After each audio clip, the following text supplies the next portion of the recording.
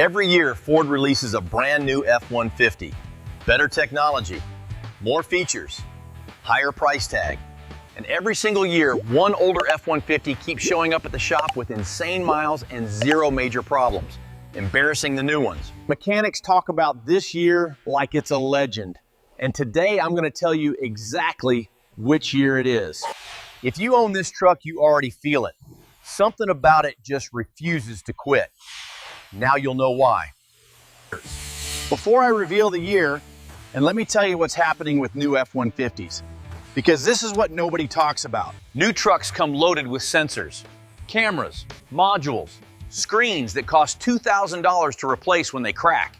Mechanics are seeing brand new F-150s come in at 30,000 miles with electronic problems that cost more than engine repairs. Turbo failures, transmission software glitches, start-stop systems that drain batteries in 18 months. That's the new standard now.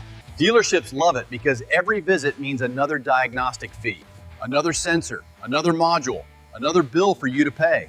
Now here's the year that makes all of that look ridiculous. The 2014 F-150.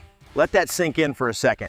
2014 was the last year of the 12th generation body style.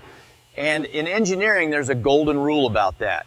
The last year of any generation is almost always the best. Why? Because Ford had 7 years to perfect it. Every issue from 2009 to 2013 had been identified and fixed by the time 2014 rolled off the assembly line.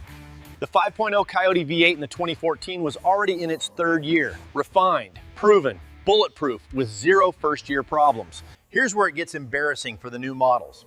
The 2014 has no turbochargers to fail, no start-stop nonsense, no giant touchscreen to malfunction, no 12-speed transmission hunting for gears, just a naturally aspirated V8 that delivers every time. Mechanics report 2014 Coyote F-150s crossing 300,000 miles with nothing but oil changes, brakes, and basic maintenance done.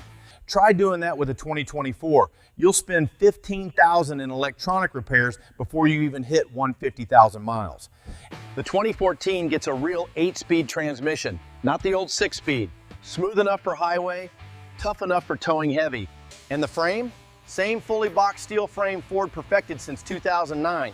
6 years of proven durability under that truck right now. Let's talk money, because this is where the 2014 really embarrasses everything.